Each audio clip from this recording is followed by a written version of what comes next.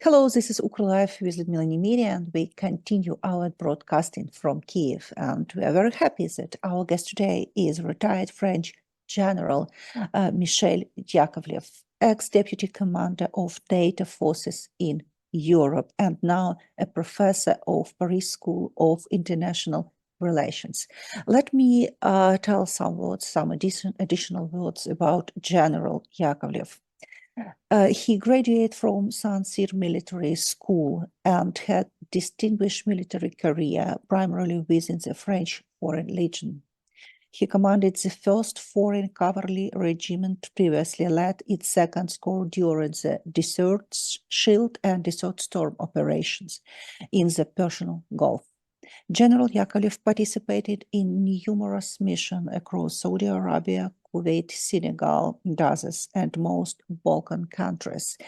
And he was a member of Task Force North as part of the international peacekeeping forces in Kosovo.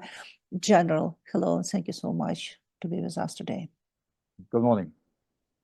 General, let's start from the big war, which changed dramatically the situation in Europe. And 3 years of this big war, and maybe it's time to make some conclusions. How you describe the situation on the battlefield right now, and how you understand the current condition of both Ukrainian army and Russian army? Yeah, thanks. Before I answer, I've got to say I have no access to military sources on either side, Ukrainian or Russian. I don't have access to intelligence sources in France or anywhere else. So what I say is my assessment from what I get from media. So, which means that essentially I'm not very sure of what I say. I do a reading based on what I can get in open sources. There may be manipulation, there may be disinformation, there may be holes in the information, okay? So what I say is my assessment, and if I'm told that it's not that, it's absolutely not that, okay, I have no way to say so. You know, I don't have access to US satellites. Now, so my reading of what's happening on the front, the big picture, is that the front has stabilized basically for a year. When you see the gains of the Russians, it's, I think, 1% of Ukrainian territory in 2024. In reality, it has not moved much.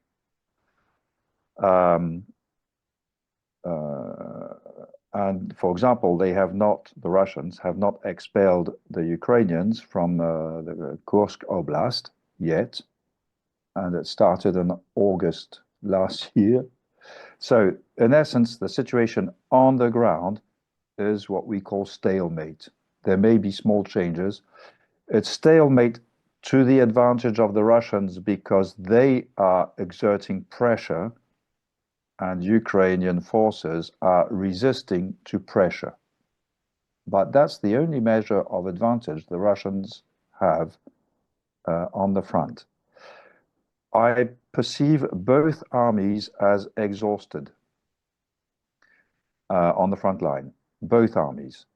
And the Russians, it looks like there's much less activity on the front for the past 2 or 3 weeks.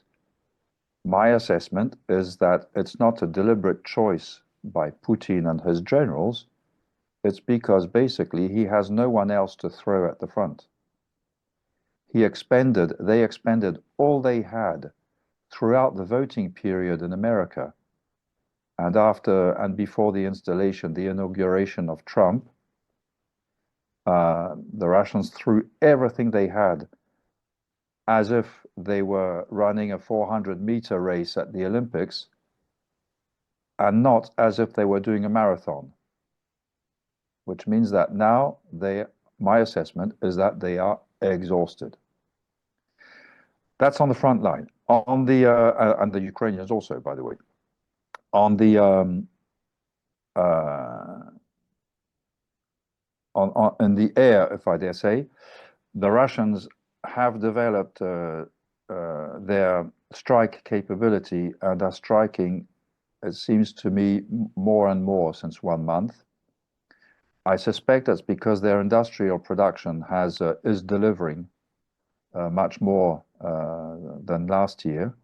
So more strikes, I think, are on the way. Industrially speaking, the Russians have increased their production. On the other side, the Ukrainians have developed capabilities for deep strike, which are damaging the Russian economy. So it's not, you know, an even battle between both sides. But I wonder by 2025, I'm not sure that the current disparity in deep strike, which is greatly an advantage of the Russians, I wonder if it won't even out progressively. And then there's the one front that everyone forgets, which is the Black Sea, where Ukraine has won the war. The Russian fleet is not in Sebastopol anymore.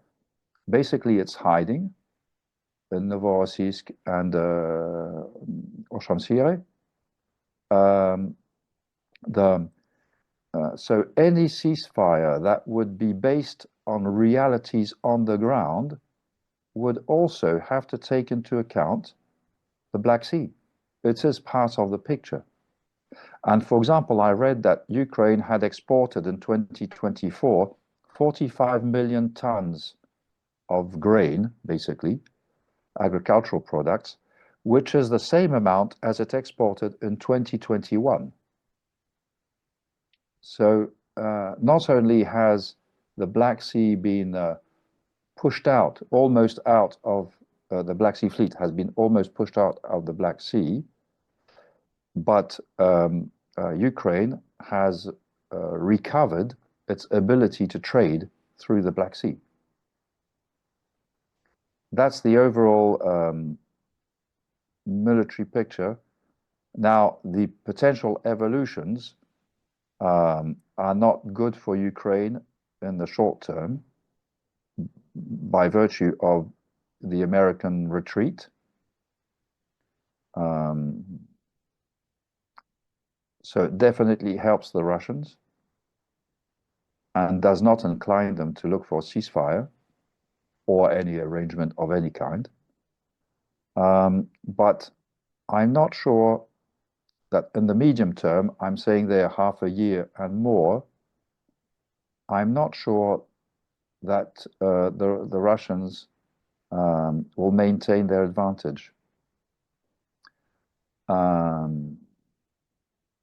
Because economically, they are doing very badly. The Russian economy, despite its success in the war, supporting the war, the economy itself is close to collapses. As a cardiologist would say, they're close to collapses. When that happens, everything is up. If you're having a heart attack, you don't do a punching match anymore. And I think ultimately that is the situation that we'll see in 2025. So for Ukraine militarily, the question is, can I last long enough to see my opponent fall to the ground? Not because of my punches, but because of a heart attack. General, in one of your interview, you say very interesting thing. Let me quote you. Just as the Richter scale exists, there will be the Putin's scale for strategic mistakes. Let's speak about that a little bit. Yes, the Putin scale for mistakes, you know, a one Putin is the ultimate, zero Putin is no mistake, you're doing very well. And one Putin, it's between 0 and 1. One Putin is the ultimate in in the bad strategic decision. For example, when Hitler attacked the Soviet Union, I put that at 0.7 Putin. It was conceivable that he could win the war against the Soviet Union, but ultimately he was defeated. So the biggest mistake of Hitler was that. For me, until Trump, Putin attacking Ukraine was a 0.5, 0.6 Putin. Trump today, with the decisions that and yesterday, I mean, in these passing days, with the decisions that he's taken, which are so contrary to American interest. He's not at war, but he's doing a great job on the Putin scale. What the Americans call an own goal, when you score against yourself. So Trump is in the 0.8 Putin now, but maybe I'll have to change the scale and shift from Putin to Trump. That's the explanation behind the Putin scale. General, I remember that many months ago, there was a big discussion among different experts, Western experts, that if we will have some balance on the battlefield among the possibilities of Ukraine army and Russian army, negotiation will be possible or some kind of ceasefire will be possible. Do you think that right now we have the same situation? No, because of Trump. Now, to explain, everyone had the perception that in 2024, Putin would not negotiate because he was waiting for the return of Trump. And also because the Americans did not push hard enough. I'm very angry at the measure, what I call the calibration of American support and European support also, but Americans more by design. The Europeans couldn't support more, not really by design, but because they don't have all those assets. For the Americans, they could have supported more, and it was their choice. So Putin was waiting for Trump to be elected, hoping that Trump would be elected. If it had been more Biden or someone else, then Putin would have understood that the game is up and now we've got to talk, because we're not going to do 4 more years of that. So he would have been open to a negotiation of some kind. But there with Trump, Trump is giving him everything that he dreamed of. He didn't even ask for it, it's coming. So definitely the notion that we can start talking usefully with the notion of quid pro quo, you know, there are concessions. We all know what the Ukrainian concessions will have to be. And for me, a good negotiation would have meant concessions on the Russian side also. There's got to be something painful for Putin. It can't only be painful for Ukraine. But now, I mean, since the election of Trump, and it's even worse than I thought once Trump has been inaugurated, Trump has squandered all the advantages gained by the Western world and Ukraine. He's given up everything. He's giving up Ukraine like he gave up Afghanistan. It's the same story. He's just throwing it down the drain. So Putin is encouraged, of course. Which is why we've got to change this calculation, the Europeans. We've got to express solidarity with Ukraine, do more than we have done until now, really, you know, empty our depots of ammunition, for example, to help Ukraine last long enough, even without the Russians, for Putin to say, wait, I thought that thing was over. I thought Trump was going to deliver Ukraine to me. And then he realizes that Trump will not deliver Ukraine to him because Trump can't. Because if Ukraine refuses and lives long enough to go on fighting, and Europe really helps Ukraine, then maybe Putin will realize that Trump is so much hot air that he cannot deliver Ukraine, and it could push Putin, even Putin, into thinking more usefully about talks, about, okay, let's stop it. Now, where's the line, and where do we, discuss other elements? As you say, Trump has suspended all military aids for Ukraine, just for today, yeah, just for situation when we speak right now, yeah. Is Europe ready to support Ukraine on its own, without USA? Well, we all know it's very important. It's a very important question for Ukraine, truly speaking. Of course. Yes, of course. And by the way, I realize that I'm fully aware that when I say, and Ukraine go on fighting and so on, it's very easy for me to say so from my nice library in Versailles near Paris. I'm not taking bombs. My children are not on the front line. I don't have members of my family killed or wounded and so on. So, it's very easy for me to say, Ukraine, go on fighting. I am really aware of that. Now, on European support, first of all, there has been a strong expression of political support, meaning that we realize, and we say so, that our destinies are linked. It's not that Ukraine, we love Ukraine, and and the Ukraine being a democracy, and therefore, and so on. I do believe personally in those things, the value thing. But even without values, even if it were cold calculation, there's no sentimentalism in that. Even though with that, Ukraine is part of Europe. What happens to Ukraine is of importance to us because Putin's vision is far beyond Ukraine. Ukraine is a pretext. It's a beginning. It's not the whole story. The whole story is us, Europe. Now, the Europeans have realized that, but not really faced the consequences of that, in the sense that, oh yes, our destinies are linked, and therefore we're very glad that Ukraine is doing that fighting for us, which is a bit unfair on Ukraine.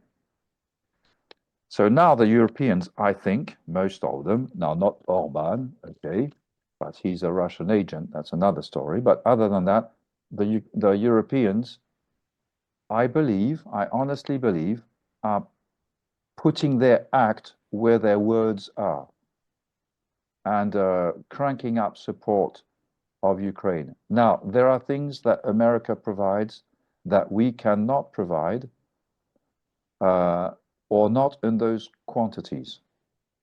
For example, Patriots, well, they're built in America. They're made in America. Now, it's not only Patriots that can intercept nasty stuff.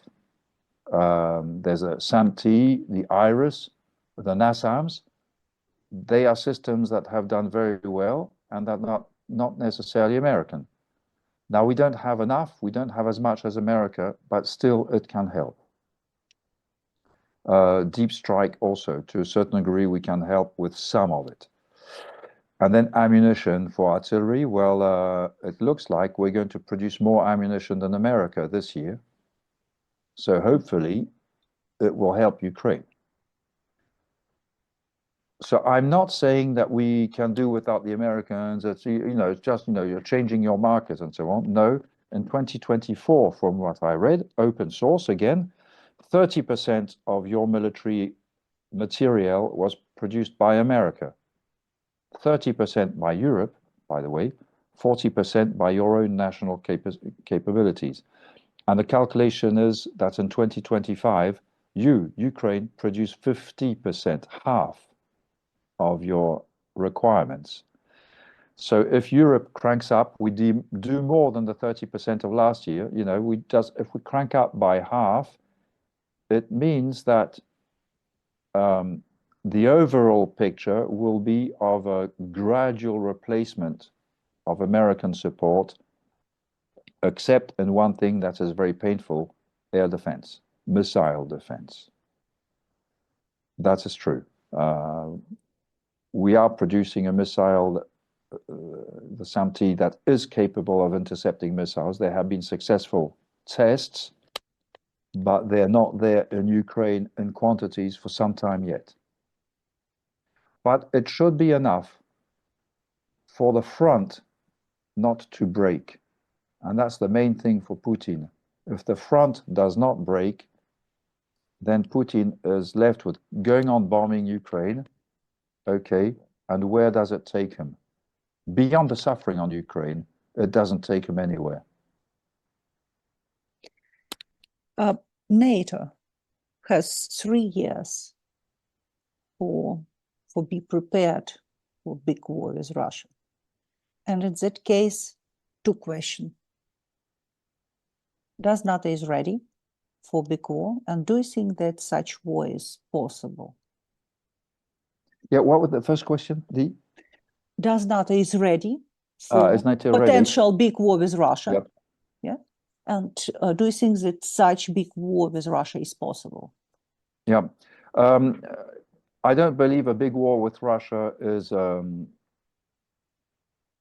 is possible in the near future. I answer the second question before the first. If only because Russia today has not conquered Kiev. So the idea that they would threaten Warsaw or Berlin for me, is a bit bizarre.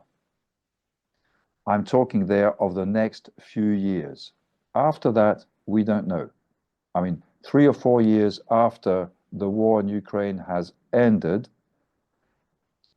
will Putin reconstitute his military and his offensive capabilities enough to threaten Europe? The fact is that in Europe, we are building up now. And by the way, the European military is much stronger than people realize. If you have a cold look, how many tanks? In every system, Europe has more than America.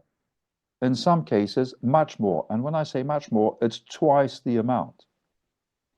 We have more tanks than America, twice as much. And they're pretty good tanks, most of them, you know, Leopard 2 type. We have more artillery than America. We have more air defense than America, except that it's not a single system like Patriot. It's a number of different systems and not necessarily as far range as Patriot. But it's not the same thing as we don't have air defense. We have more frigates than the US Navy. We have, so I don't count nuclear submarines. The Americans have, if I remember well, 14 nuclear submarines, you know, with missiles, what they call the boomers. And the French and the Brits have a total of 8. That is, if we went to the Third World War, the elimination of humanity, basically. We have more aircraft than the Americans. There are more aircraft in Europe than the US Air Force has throughout the world. Now, we don't have F-22, and we have less F-35s than the Americans have, and so on. But compared with the Russians, we have a large amount of aircraft that are superior to the Russian aircraft for radars, missile systems, and so on. So in reality, Europe, it's not a military power because it is a fragmented power. Mm-hmm. But if we just looked at the figures, and if we had a single general and headquarters commanding all that, it is a real military power, Europe, the Europeans. So we should not be afraid of Russia. I'll take another example, Finland, part of NATO for 1 year now. Finland can mobilize 14 brigades in 24 hours. That is the equivalent in number of brigades of what was the Western military district of Russia before it burned in Ukraine. So I met the Finnish chief of defense during my NATO years. We had a discussion, and that was before, it was after 2014, something like 2015. And he was not a member of NATO. They were close to NATO, the Finns, by the way. And he said, you know what, we don't fear the Russians, the Ukrainians. We don't fear them. You know, our military power is enough to make sure that we are such a pill to swallow that they won't try it.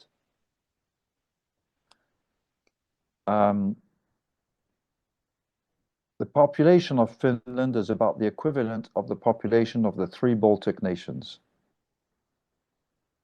So in reality, if Finland can produce 14 brigades mobilized in 24 hours,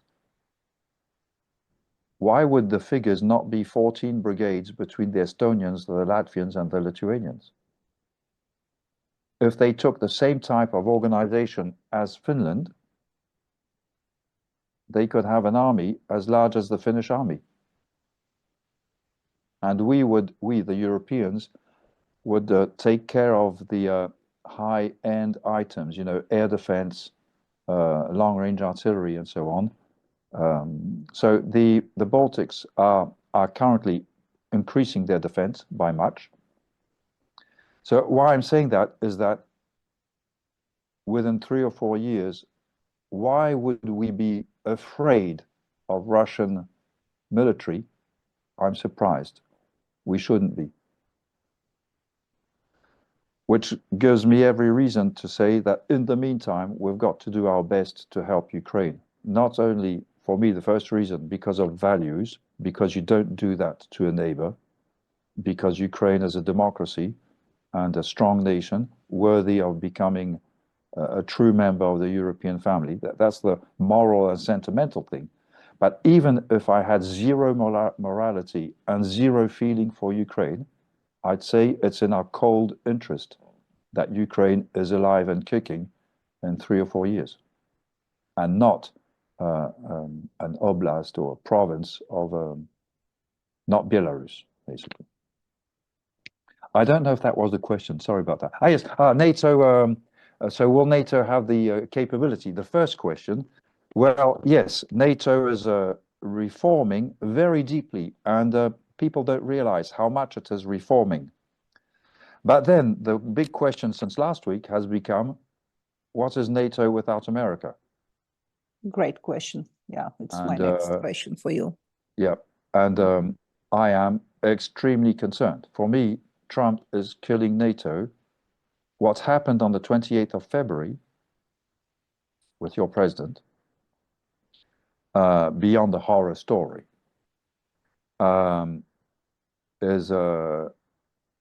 has shown the whole world that America doesn't give a damn about its allies.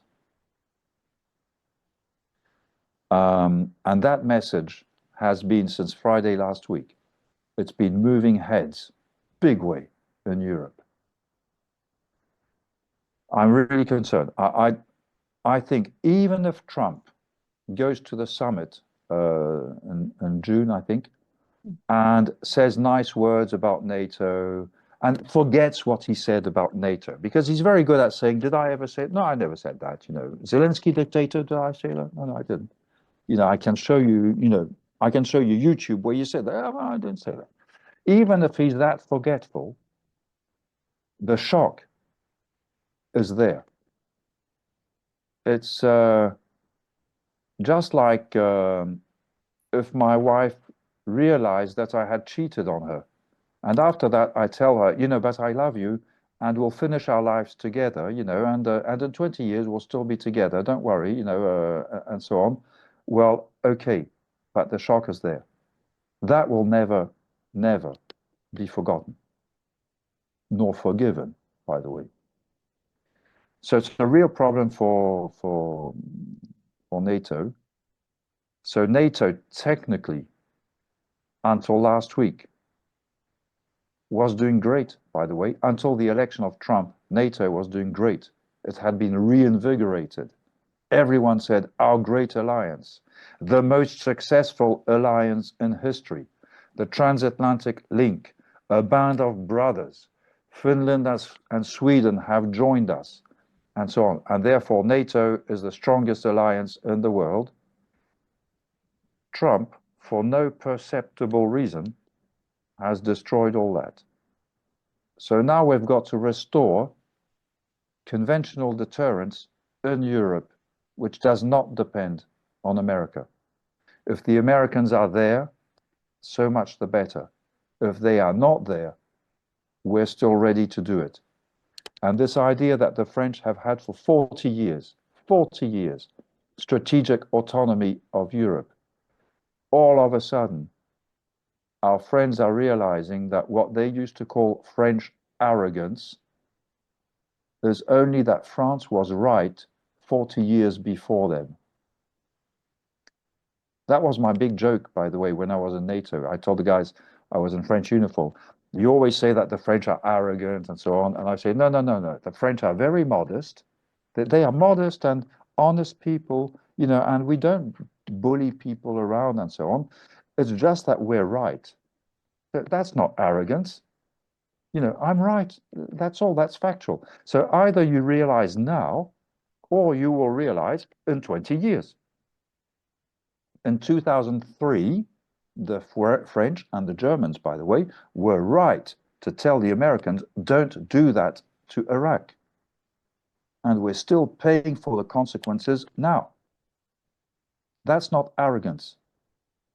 That's being right. The French feel that we were right. Now, does it make us happy about the situation? No. I would prefer to be wrong and NATO to be strong. In this case, I am right, and I don't like the situation as it is. But at least we're working at it. I think Europe is going to become a power again. Europe saw itself as a market, not as a power. It's got to become a power again. Not to boss the world around and to tell everyone in Africa or India or, you know, do this, do that, you know. No. But just to make sure people don't mess with us. And for me, a natural place for Ukraine is in Europe. Whether NATO or not is another story, but in Europe for sure, and with European guarantees for sure. General, now we see the rapprochement of France and Great Britain. Do you think that it could be some basis for some military alliance or maybe even for creation of European army one day if something will happen with NATO, for example? Because we remember that President Macron started this discussion about this European army maybe in 2018, Yep. approximately in that time. Yep, I don't believe in the European army. I do believe in European defense.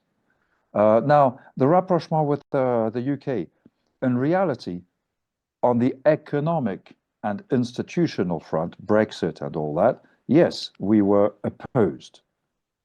We did not believe Brexit was a good idea, and so on. But we always remain aligned strategically. We have an alliance with Great Britain. There's the Lancaster House.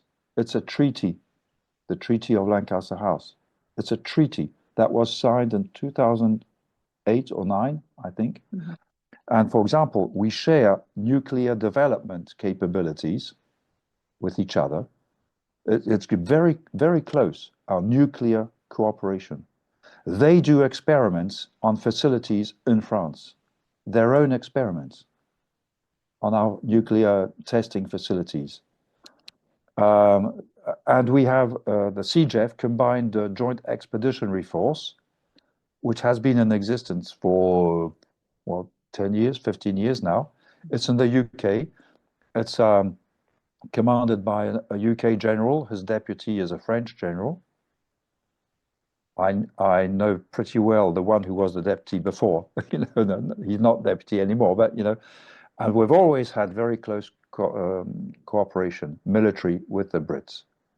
So it's not rapprochement. It's a domain where UK and France, even during the worst hours of Brexit, remained very close. On the military side, we've always been very close. And it was an agreed proximity at the political level on both sides. Even Boris Johnson would fulminate against Macron and maybe detest him and consider us a rip-off, you know, and a hard Brexit and all that. So there would be a lot of huffing and puffing. But at the military level, there was an agreement between the Prime Minister and the President. At the military level, we remain very close. Actually, it's the closest military relation we have with anyone in the French. And it has been for 40 years. Very close. Since Blair and Chirac in 98, the Saint-Malo Declaration and so on, we are very close. And we tried together to pull Germany with us. And Germany was very reluctant. Germany, because for them it was only America. We love you very much, you know, you're close. Okay, okay. But for us, it's America. Well, now it looks like the Germans are changing perspective. And also, behind Germany, there's Poland. Poland is growing an army. So today, the army of Poland is not yet the strongest army in Europe in reality, but within 1 or 2 years, it will be. And the Polish army is becoming a very large army, a serious army. And our other friends, Italy, Spain, the Netherlands, Belgium, they have smaller forces, but they are competent and we know how to operate with each other. So all the blocks for a real serious European, well, a European army, well, it's not a European army in the sense that we'd have the same uniform and the same pay grade and a single military academy for our officers. You know, you see, we're not there. I'm not sure we need to be there, by the way, but thanks to NATO, we know how to operate and fight together, and we've done it. So you started with the rapprochement. Please, you know, whatever you use in the interview, I insist it's not a rapprochement. We've never been far away. And we are even stronger together now because of the departure of the Americans, basically. So it's, in that respect, the departure of the Americans is not good news for anyone, but it's an opportunity for Europe to exist. So I'm not saying thank you to President Trump, to be honest, but one of the unintended consequences of what he's doing is forcing Europe to become to become adult. General, President Macron has talked about the possibility of bringing in French troops as peacekeeping. How could it work, and do you think that it could be effective?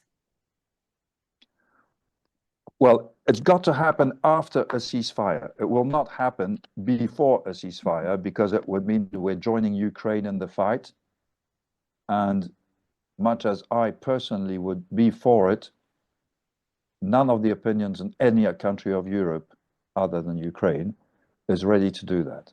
And we are democracies. You don't start a war if the people is against it. unless, in your case, someone else decides for you. But that's another story. So we're talking of a post-ceasefire agreement. And ceasefire is not peace treaty, by the way. Ceasefire is just a technical agreement to stop killing each other. And it does not acknowledge changes in sovereignty and all that. It leaves it for later. So I see a ceasefire as a possibility. Less so since Trump is there, but it still remains a possibility.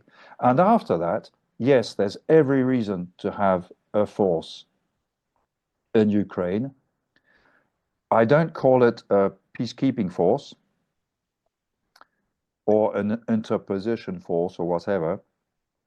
It should be what I call a guarantee force, meaning a force of maneuver behind the front, capable of counter-attacking a Russian aggression. I'm not saying defending Ukraine, defending the front line. I'm saying that if the Russians start the war again and they penetrate further, then we counter-attack. So it's, technically speaking, it's a counter-attacking force. So it's a maneuver force. Tanks, artillery, engineers, air defense, logistics, infantry fighting vehicles, blah, blah, blah, electronic warfare, the whole kit. And it's got to be sizable enough to counterattack a Russian penetration. In my military assessment, we are talking of at least one NATO division, 20,000, kind of. And personally, I'd prefer more. But then it becomes a question of sustaining over the long term. Now, Europe is capable of doing that. We do have the forces to do that, not only UK and France. So having partners with us, allies, friends, would help us in terms of credibility, political buy-in, and also in terms of sustainability, in the sense that if the share of a 30,000 strong force, if the French share is 8,000, it's easier to sustain over 20 years than if it was 12,000. So I wouldn't say the more we are, I'm not thinking of 17 nations, but 5 or 6 nations is manageable. And it means that each of us has a fair share compared with the size of our country and of our military, and we can sustain it, I would say indefinitely, but we're not thinking of an 18-month story. Now, one very important aspect of a force in Ukraine is that we would need to own Ukrainian sky. You don't deploy a force if you don't have air superiority. End of story. Even though we know today that with all that air defense and drones and so on, flying aircraft over Ukraine is complicated. But we would have, but that's because the Ukrainian Air Force, to start with, was not very strong. And we do have the air forces in Europe to, in effect, have a credible no-fly zone over Ukraine, in the sense that we have enough air forces and quality aircraft and pilots to make sure that the Russians will not try it. And it means, for example, that a Russian aircraft flying over in Russian airspace and delivering a missile towards Ukraine from a distance of 100 kilometers of Ukrainian airspace would be engaged by a French aircraft flying over Ukraine. We would not fly into Russian airspace, but we would not hesitate to shoot missiles, air-to-air missiles, into Russian airspace. And we'd have our radars, we do have radars, the Europeans, we'd have radars, air defense, our logistics, some air bases, to shared with the Ukrainians or operated only by us. I mean, depending, blah blah blah. So, integral part of a land force is a no-fly zone over Ukraine, and that's why Putin doesn't like the idea. By the way, more than the land force, it's the air protection. What Ukraine has been asking for since February 2022 would happen. And that would change massively the calculation for a resumption of hostilities on the Russian side. And that's why I call it a guarantee force. I doubt that it would be used to fight.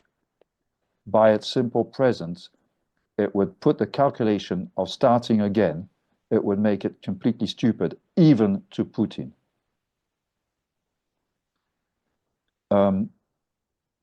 So that's about the force. It's not interposition. It's not peacekeeping.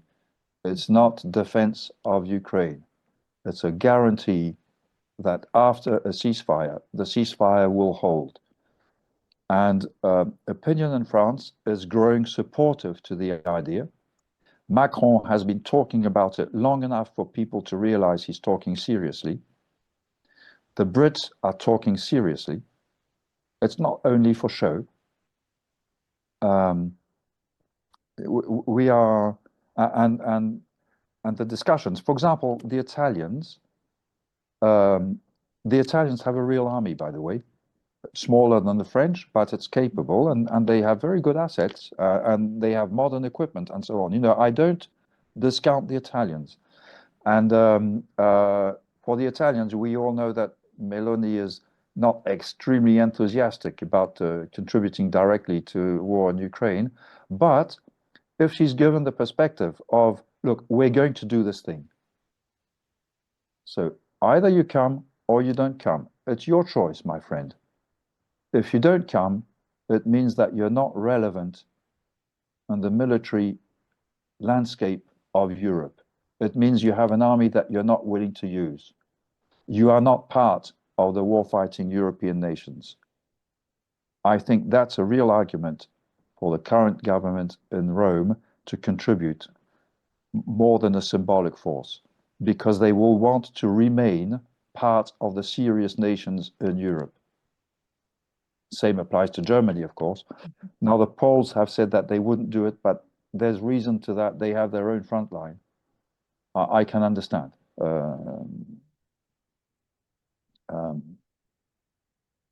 And by the way, I had a discussion with an Estonian delegation yesterday in Paris. And they brought up a very good point, and I think it's of interest for assuming there is a European force in Ukraine, and that it comes from a single pool of forces, how much vulnerability does it create for Estonia? Because the force that is in Ukraine is not in the Baltics, correct? Mm-hmm. We have a single set, so if you take that bunch and put it there, then it's not available for there. I think that's a very good, it's a very good point that we need to address. And I was surprised by the question, and I go, ooh, that's a worthy question. And my point is that just as Europe has a single set of forces, so Russia has a single set of forces. So if Russia starts again a war in Ukraine, it's not going to start it in the Baltics. And we need to have in the Baltics enough of a guarantee to make it painful for Russia to consider a two-front war. So, but it is a really worthy question. And me, as a military planner, I have the solution. I told them, by the way, I won't give it here in an open public, but there is a solution that depends on European assets enough to reassure the other parts of the line, let's say, that even if Europe has a big commitment in Ukraine, it is not detrimental to the security of the others. The solution I mentioned apparently satisfied my Estonian counterparts. But that's, Now, I'm not doing military planning anymore, you know, so, but you know, and these are assets that we have. General, thank you so much. Thank you so much to be with us today. Thank you. Okay, well,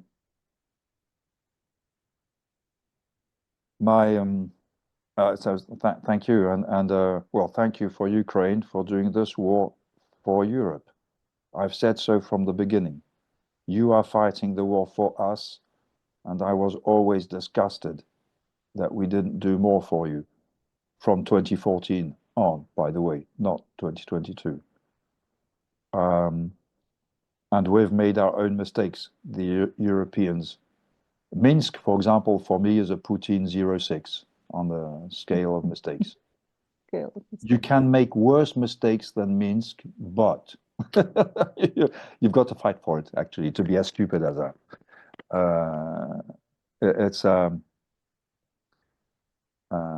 But Europe is waking up. That is to the advantage of Ukraine. And I think that the Russian regime, Putin, is closer to failure than we realize. That's to conclude on a hopeful note. I do believe that this regime will crash in 2025. After that, everything's open. All we need to do is for Ukraine to survive until then. And President Zelensky is absolutely right in saying no to ritual suicide of Ukraine. We all regret that in 1938 at Munich, President Beneš of Czechoslovakia agreed to the terms. In retrospect, we realize that was a one Putin. That's the maximum mistake we made, Munich. In this case, Zelensky has been informed by history. He knows what happened to Czechoslovakia by agreeing. So he's saying no. It's not only for honor, it's strategic calculation. As long as Trump is throwing you to Russia, there's nothing to negotiate. Trump is doing a deal and you're fighting for your life. It's not the same story. Yeah, sorry for that. Thank you so much. Thank you.